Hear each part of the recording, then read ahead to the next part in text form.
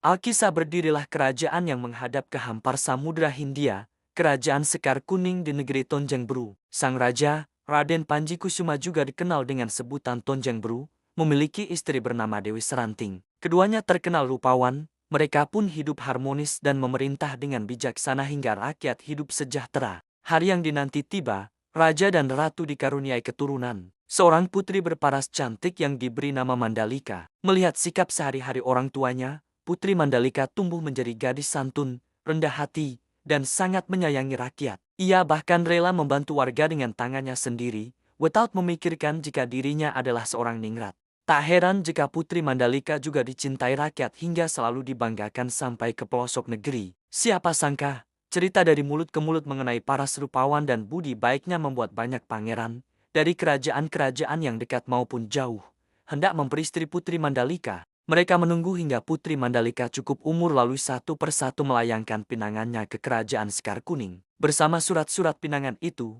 datang juga pemberitahuan kedatangan para pangeran ke kerajaan Sekar Kuning untuk memberi hantaran dan memperkenalkan diri. Sambil menunggu jawaban Putri Mandalika, semua pangeran yang datang dipersilakan tinggal di pavilion tamu kerajaan. Awalnya pavilion itu sepi dan luas, tapi karena terus-menerus kedatangan tamu pangeran beserta aju dan ajudannya, pavilion tamu menjadi ramai dan tidak nyaman. Tak jarang, pangeran-pangeran juga beradu mulut dan saling membanggakan kerajaan mereka. Aura persaingan terasa sepanjang hari. Suatu malam, Putri Mandalika datang ke pavilion tamu secara rahasia. Ia ingin melihat para pangeran yang melamarnya. Namun tak disangka saat kedatangannya itu, yang terlihat bukan karisma para pangeran yang menemui ayahnya di aula, melainkan sikap sombong dan kekanak-kanakan para pangeran yang sedang memuji diri sendiri dan merendahkan kerajaan lain. Ada juga yang akan mengajukan perang pada kerajaan Sekar Kuning jika sampai cintanya ditolak. Kecewa dengan apa yang disaksikannya, Putri Mandalika kembali ke kediamannya sambil menitikkan air mata. Kini Putri Mandalika bukan hanya bingung, ia pun takut salah mengambil keputusan. Ternyata lamaran-lamaran itu bukan hanya tentang dirinya, tetapi juga tentang peperangan antar suku.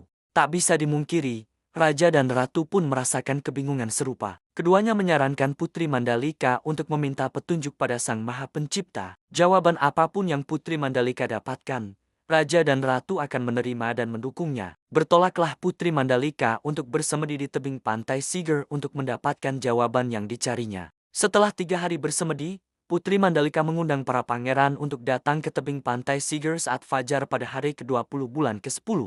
Pilihan waktu ini dianggap janggal, hingga membuat banyak orang penasaran. Berita ini juga terdengar hingga ke telinga rakyat kerajaan Sekar Kuning dan kerajaan sekitar. Hari yang ditunggu tiba, kawasan pantai Siger kini dipadati penduduk yang ikut penasaran akan jawaban Putri Mandalika. Saat sinar matahari menyinari dirinya, Putri Mandalika mengatakan dengan lantang jika ia menerima semua pinangan para pangeran. Pernyataan Putri membuat bingung semua orang. Katanya, jawaban itu adalah yang terbaik yang ditunjukkan Sang Maha Pencipta. Putri Mandalika diperlihatkan pandangan jika menerima hanya satu saja pinangan, perang besar akan terjadi. Ia pun mengucap terima kasih atas pinangan dan kasih sayang semua orang padanya. Kemudian Putri Mandalika membalik badan menghadap ke samudra, lalu melompat ke lautan disambut ombak besar yang menelan tubuhnya. Melihat putri kesayangan jatuh ke laut, Raja segera menceburkan diri ke air untuk mencari anaknya. Diikuti oleh para pangeran dan seluruh rakyat yang berkumpul di pantai Siger. Namun dari ratusan orang yang mencari,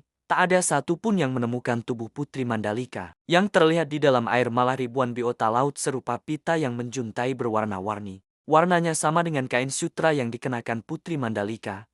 Hingga banyak orang yang terkecoh dan menangkapnya. Raja dan Ratu akhirnya menyadari jika cacing-cacing berwarna indah itu adalah jelmaan putrinya yang telah berkorban demi rakyat. Akhirnya, Raja dan Ratu memerintahkan rakyat untuk mengumpulkan cacing-cacing itu dan membawanya pulang. Sebagian menaruhnya di sawah dan membuat tanaman mereka subur. Sebagian lainnya membuat masakan dari cacing-cacing yang mereka sebut nyale sehingga kebutuhan pangan mereka selalu tercukupi dan sejahtera, seperti keinginan Putri Mandalika.